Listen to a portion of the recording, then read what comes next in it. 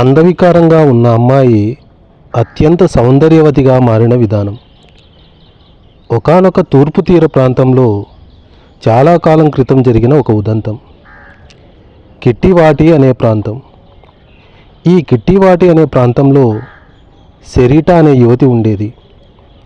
ఆ ప్రాంతంలో ఒక ఆచారం ఉంది. యుక్త వయస్కుడైన వ్యక్తి వివాహమాడదలిస్తే వధువు తల్లిదండ్రులకు ఆమె విలువకు సరిపడా ఆవుల్ని కట్నంగా సమర్పించుకోవాల్సి ఉంటుంది. ఒక అందమైన భార్య కావాలంటే 4 నుంచి 6 ఆవుల్ని ఇచ్చుకోవాలి.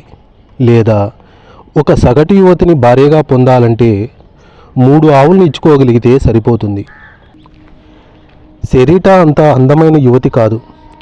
వంగిపోయిన భుజాలతో, తైల సంస్కారం లేని చింపిరి జుట్టుతో, చిరిగిన బట్టలతో కనిపించే సెరీటాను చూసి ఆమె తండ్రి శామ్యూల్, సెరీటా కోసం నేను 2 ఆవులను అడుగుతాను, ఒక ఆవుని ఇచ్చినా సరే ఈమెను ఎవరికో ఒకరికి ఇచ్చి పెళ్లి చేస్తాను అని నిర్ణయించుకున్నాడు. ఇది ఇలా ఉండగా ఆ పొరుగునే ఉన్న మరో ప్రాంతంలో జాన్ లింగో అనే ధనికుడు ఉండేవాడు.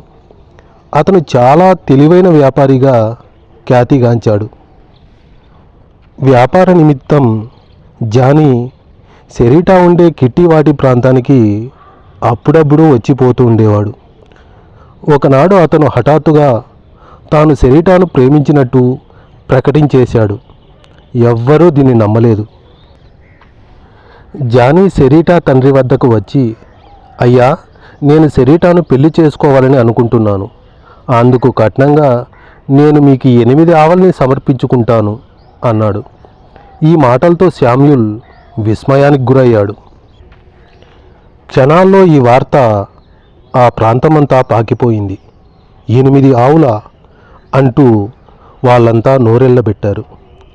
ఈ జానికి పిచ్చైనా పట్టి ఉండాలి, లేదా అతని గుడ్డివాడైనా అయి ఉండాలి అంటూ వ్యాఖ్యానించారు.